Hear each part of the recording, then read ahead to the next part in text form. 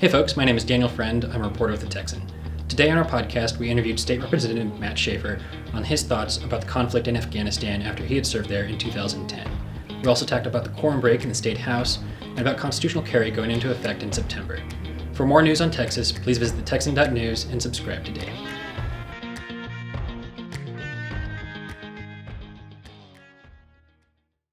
Well, thank you, Representative Schaefer, for taking the time to talk with us. Just a little bit of background on Representative Schaefer. He is representative from Tyler up in East Texas. He lives there with his wife, Jacelyn, and his two children.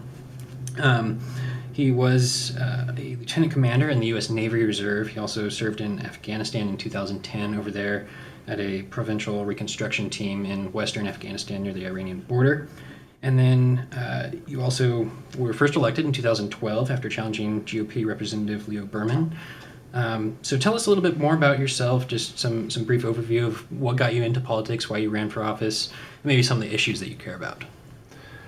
I'm in office because I believe God gave me an earnestness for public policy and gave me an ability to communicate and to understand some issues. And really, I feel like God led me into this position. Started in the Navy back in May of 2001, shortly after I had been married to my wife Jacelyn, and then September 11 happened later that year. So really, what happened in Afghanistan has been a big part of my life. The consequences of the events of 9/11, the security situation in Afghanistan, and my career in the Navy that ultimately led me to a deployment to Afghanistan. And as an intelligence officer, spending much of my professional career looking at the global war on terrorism, at what terrorism means for our national security and what that means for folks at home.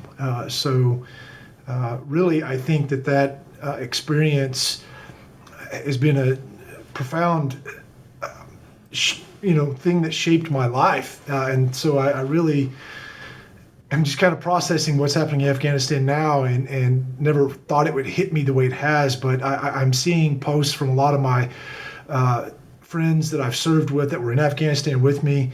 And it seems to be that the depth of feeling that I'm experiencing is being experienced by a lot of Afghanistan veterans around the country. Mm-hmm.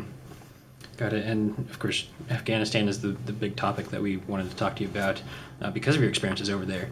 Now, we have been over in Afghanistan for quite some time. The bulk of my life, I was not even 5 years old when 9/11 happened. And so we went over there shortly after. Can you give just kind of a brief summary of U.S. policy in Afghanistan, kind of what you've seen over your lifetime and now leading up to the recent events? The simple truth is that what happens in Afghanistan can affect us negatively here in the United States. And that's what we saw with 9/11. The Taliban was in control of much of the country in Afghanistan, and they created a permissive environment for Al-Qaeda and Osama bin Laden to operate. And that ultimately is what led to us deploying and invading Afghanistan in order to clear that threat out. And what happened after that became a bit of a mess as far as government policy, where I don't think our leadership had a clear direction as to what to do next. You put the United States in a difficult position. Do we leave and immediately allow Al-Qaeda or another radical Islamic group like Al-Qaeda to reconstitute and go right back to the permissive environment that hurt us with 9/11? Or do we stay and try to help the Afghan people stand up for themselves? And I think the effort was to let them stand up for themselves. And then Iraq took over, and many of the resources that were being applied in Afghanistan were pulled away and applied into Iraq. And so there was a distraction. And then what we saw is that there was a resurgence in Iraq, and President Obama and others had to deal with that. I ended up there in 2010, and there was still a lot of fighting, a lot of U.S. soldiers being killed. yesterday, August 17th, was the anniversary of us losing our explosives ordnance disposal tech, Staff Sergeant Derek Farley. He died on August 17th, 2010. So that has a profound impact. So a lot of treasure lost, a lot of blood spilled. It's important for people to understand that nation building in Afghanistan, that mission was abandoned years ago. So really the United States posture for the last several years in Afghanistan was not to build up the nation into a Western-style democracy, but to keep a lid on a dangerous security environment, to allow a contingent of U.S. military forces to be there, to operate as needed, to put out grass fires, to have intelligence assets on the ground, to have eyes and ears on the ground in the country should another threat like Al-Qaeda really take root and begin to have that permissive environment to hurt us in the United States. And so I think when people think about the polls that they're seeing about whether we should withdraw or not, everybody agrees with that. Nobody wants to be at war. Nobody wants to see us fighting. The problem is that the other side gets a vote. Our enemies get a vote on whether we end up in a fight or not. So just because we decide as a policy we don't want to fight anymore doesn't mean they can't hurt us. And we found that something can happen in Afghanistan that reaches us all the way in the United States. They can find a way. So in my view, there's one argument to be made to keep a small contingent of U.S. military there in Afghanistan, not to try to make it into a Western-style democracy, but to secure our national interests, to make sure that that part of the world can't turn into something that hurts us badly again. And you can do that with a relatively small force. Now understand, we're still in Japan. You say, well, what's the danger from Japan? Well, after World War II, the United States didn't want Japan building up a big offensive military power, and Japan's own constitution said we can't have an offensive military capability. And so there was a lid, there were brakes put on the Japanese military forces. We stayed there with the U.S. military presence, and China grew in strength and power and advanced weaponry to the point there's an imbalance. There's an imbalance between China and Japan as far as military forces. So if we were to leave Japan today, what does that mean for national security? What does that mean for national security if we were to leave South Korea today? And we have much larger and more expensive equipment there in those countries. So I can go on and on about this, but when American people hear withdrawal, I don't know if they all connect that with leaving Afghanistan in chaos and allowing an Al-Qaeda or Al-Qaeda-like organization to develop again to we're right back where we were. Mm-hmm. Now you spent several months over there in 2010. Can you tell a little bit about your experiences over there, kind of how that shaped your perspective on the situation, and maybe how you have a different view than a lot of people who just, they look at the news and like, oh yeah, we shouldn't be over there, we should just withdraw. How is your perspective different from just the average American from being over there? What are the things that you learned and saw? Afghanistan is a harsh place. It is a tough place. It really is. A lot of, just from the physical environment to the complexity of the tribal nature of that country. They think of themselves first as a member of a family, and then as a member of a tribe, and maybe only third would they think of themselves as as an Afghan citizen, right? So we might think of ourselves as a Texan first or American first. They think this is, well, I'm a member of this family, and then I'm a member of this tribe. Okay, that's the way it works over there, and so it's complicated. Parts of the country the development is almost third world. The part of Afghanistan where I was, if you've seen the movie The Ten Commandments with Charlton Heston, other than AK-47s, cell phones, and some vehicles, nothing has changed. You could see Kuchi tribesmen with camels out there. No sanitation, no electricity for the most part. Nothing is advanced. Their way of life is pretty much still the same. So parts of it are very backward. But yet, it's an environment next door to Pakistan, which Pakistan is barely stable. And Pakistan has nuclear weapons. Pakistan is barely stable because they have a radical Islamic insurgency of their own that they have to deal with, and they have to keep a lid on that in Pakistan.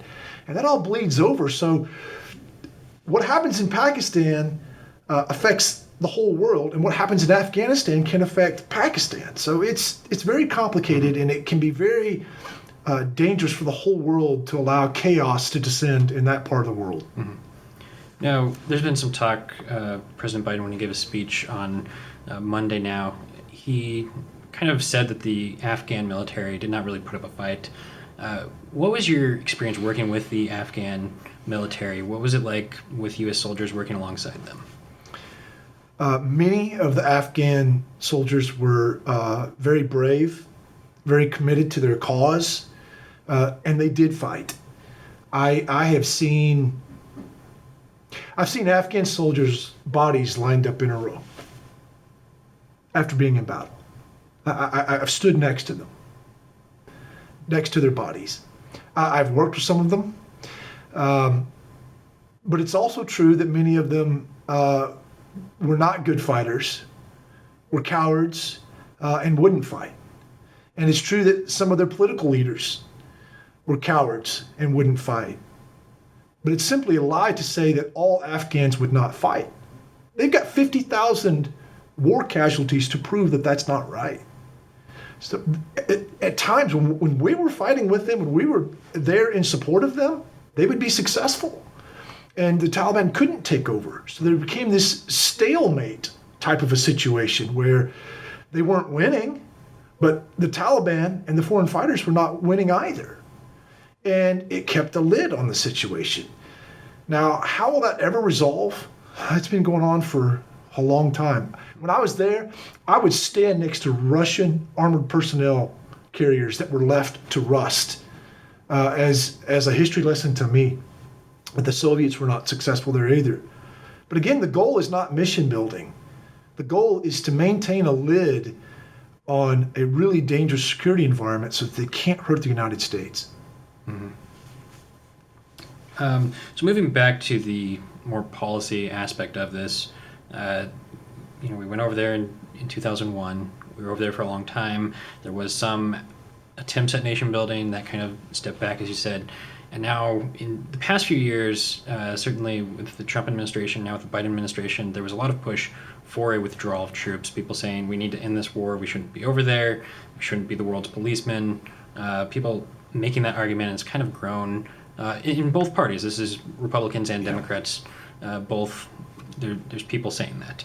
What are your thoughts on kind of that public sentiment and how it was approached by the Trump administration and the Biden administration? And there's been some intra-party conflict within both of those administrations, I think. So what are your views on that? War is hell, and the American public began to feel fatigue of seeing troops come home from Afghanistan wounded or dead. And so I can't argue with that. But if you look at the posture that the U.S. military had taken in Afghanistan in the last year or so, casualties had been almost non-existent. Number of killed in action almost non-existent. So we had drawn down our forces to a point where we still had eyes and ears in the country. And there was some stability in places like Kabul. And by the way, there were some advancements on the human level made in places like Kabul, which is a densely populated city, for women.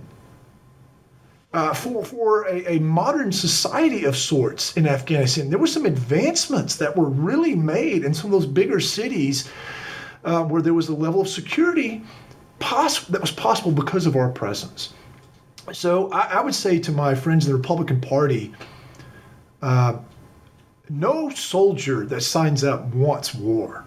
If you've truly seen it, and you know what it's like to see an American flag draped over a U.S. soldier's body, you only need to see that one time to know you don't want that. But you could also see the danger that exists from a radical Islamic element that has a completely permissive environment and what that means for the United States. When I was there for a September 11th remembrance. We were in Afghanistan at a forward operating base, and they flew to our dirt landing strip a piece of steel from the Twin Towers. And there was a lieutenant in the Army who was there with us, whose father was a fireman who died in the Twin Towers. So it was very real. So I understand that what happens in Afghanistan can hurt us here if we don't pay attention to it. And we have to realize that a complete removal of all U.S. military presence there puts us in a dangerous position. We don't even have an active embassy there now. So withdrawal, yes.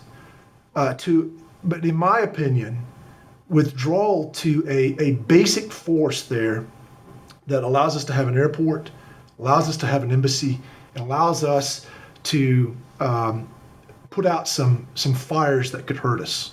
Mm-hmm. So over the past couple of years, with Trump kind of pushing for withdrawal, he had some conflict within his own administration. I know, some senior officials in his administration told him, no, this is a bad idea, pushing him a different way. There was a lot of turmoil there. And then this year we saw President Biden continue with a similar plan, different plan to withdraw. I think Trump had planned to withdraw by May 1st, was what he was aiming for at the end of his administration. And then Biden came in and kind of changed the plans a little bit, but still continued with that withdrawal. What are the comparisons and contrasts of what Trump did versus what Biden did? Are they the same? Are they different? What is your take on that? I don't know the ins and outs of the Trump decision making.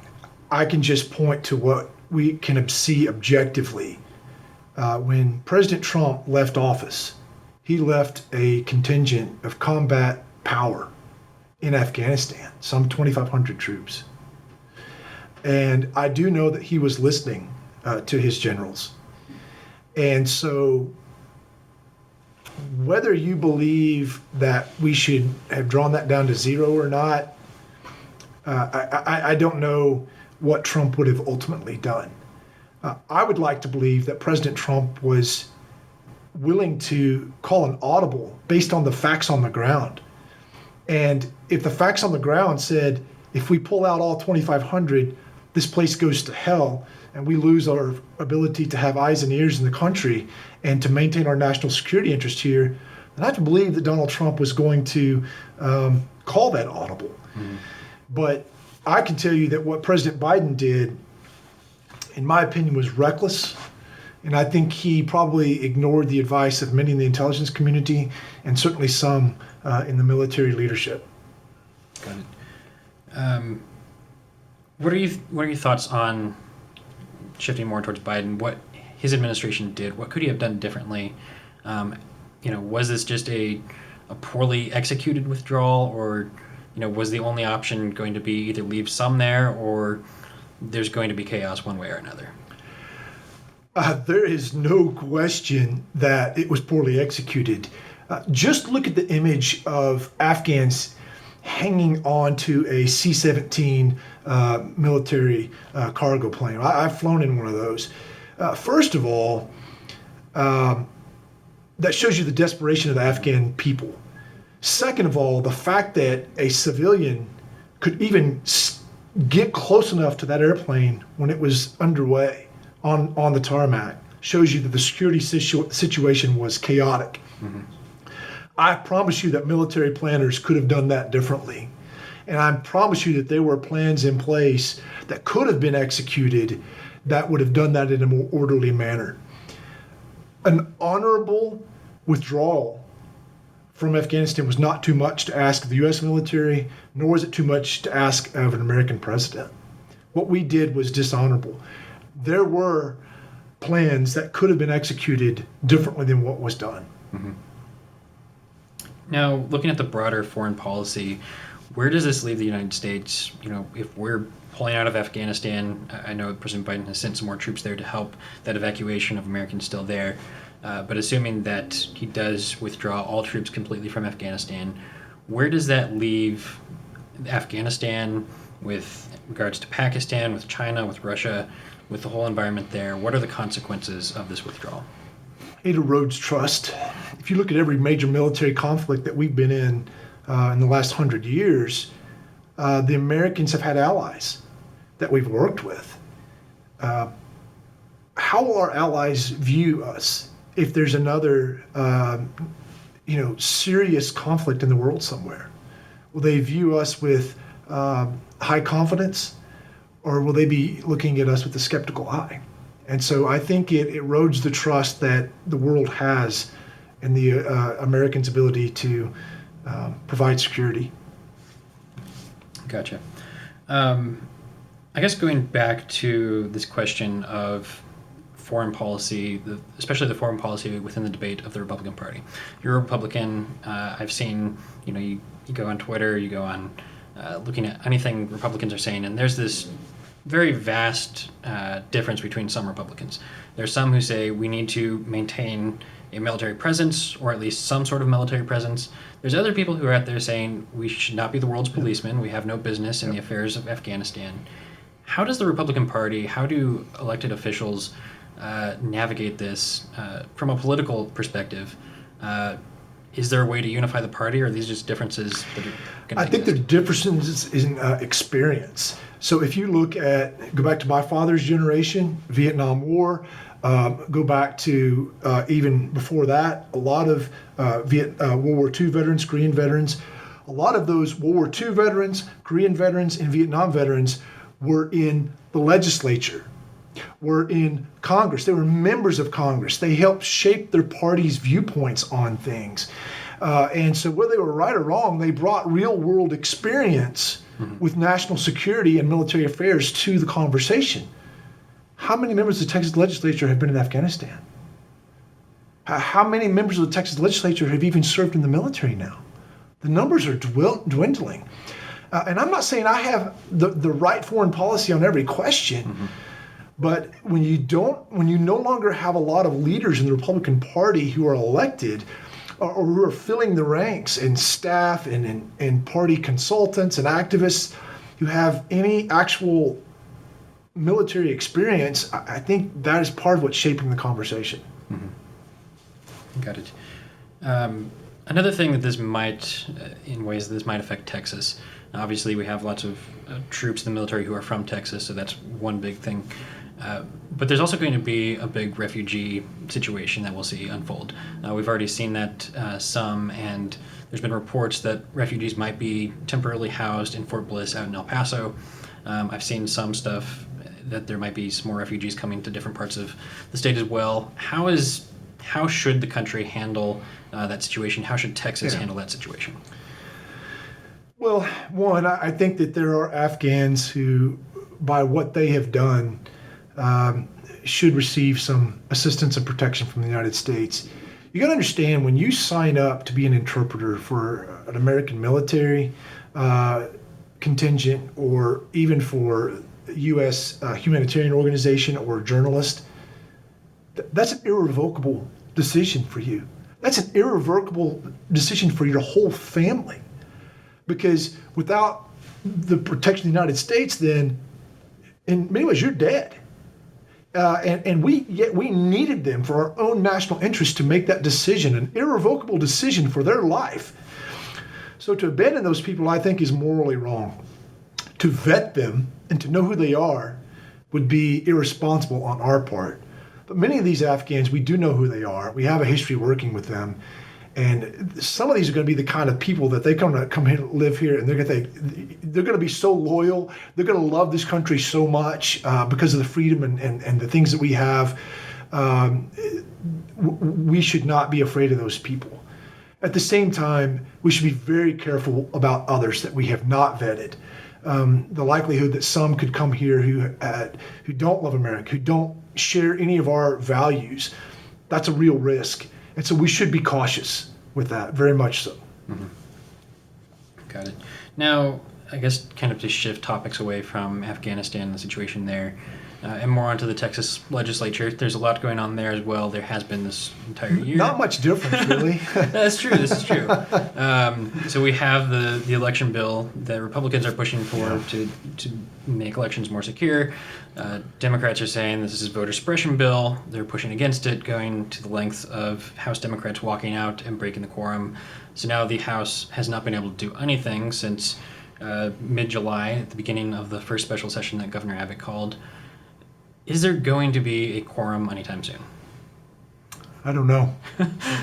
I do favor the Speaker of the House increasing the level of sanctions against Democrats. I hope that he will do that. I believe he will.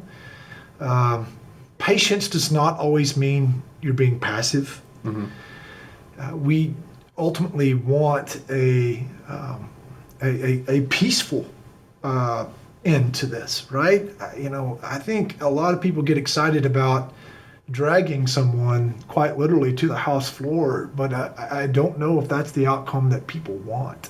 Mm-hmm. You could create a security situation in the Capitol in Austin that wouldn't be good with the visuals that would come out of that. So we need to be sober-minded about that.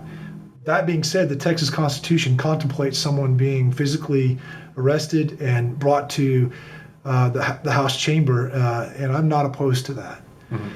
But we need to be careful about how we think about executing that. Civil fines, I believe, are constitutional. I believe that stripping chairmanships and other positions should be done. It's unfortunate where we are because I believe that the arguments that the Democrats are making, many of them are just flat lies. You can argue about whether there should be voting at 3 a.m. or not, but there is no argument about whether Texans who are eligible are going to have the right to vote or not. That's not on the table. To say otherwise is a lie. And the racial connotations that have been made against the legislature and the Republican leadership are lies as well. Mm-hmm. So I don't know how this works out.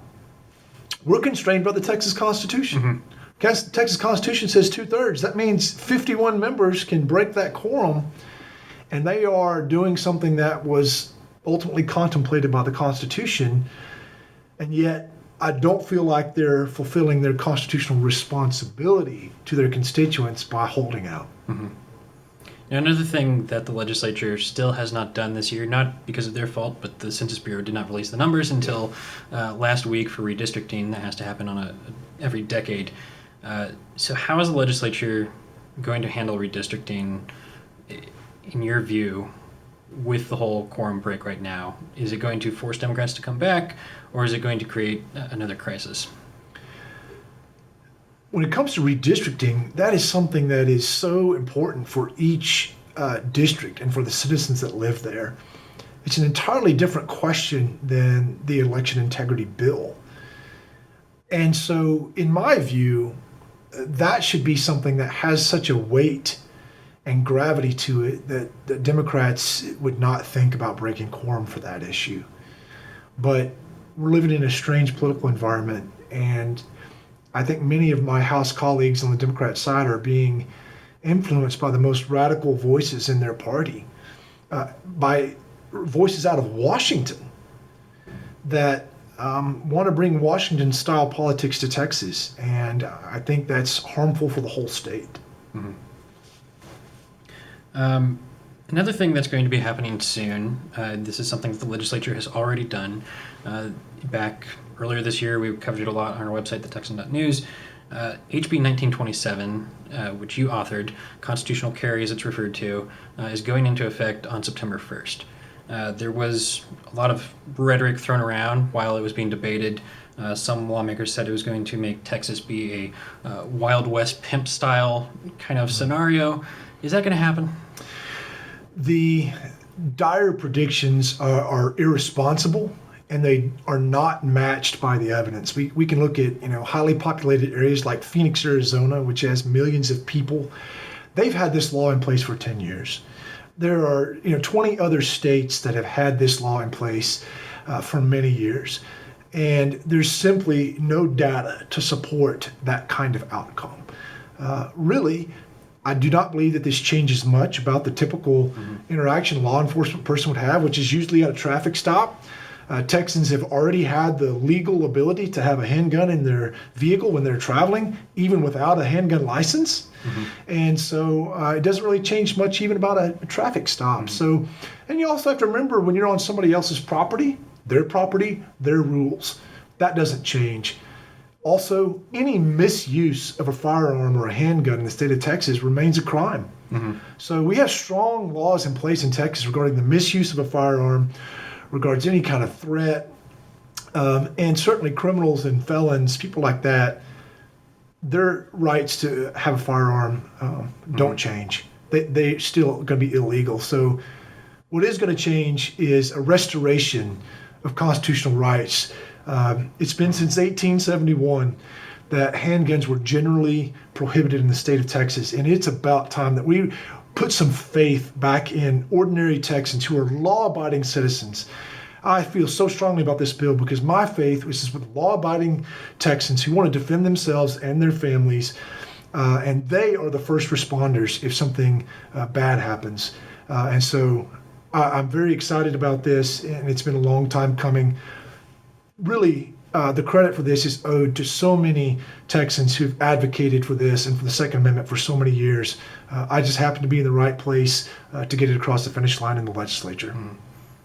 Now, the license to carry program is still in effect. People can still apply for an LTC if they want to and go to the range and get instructed and take the test and have that qualified LTC. Is there anything that's different between having an LTC or someone who's like considering, should I get that or should I can carry now? Are there any big differences between where a person can carry with an LTC versus without? The bill that we passed didn't really touch the places that you could go. And so there's a couple places that you can go with a handgun license that you can't go without. There's certain college campus facilities that you can go in if you have a handgun license.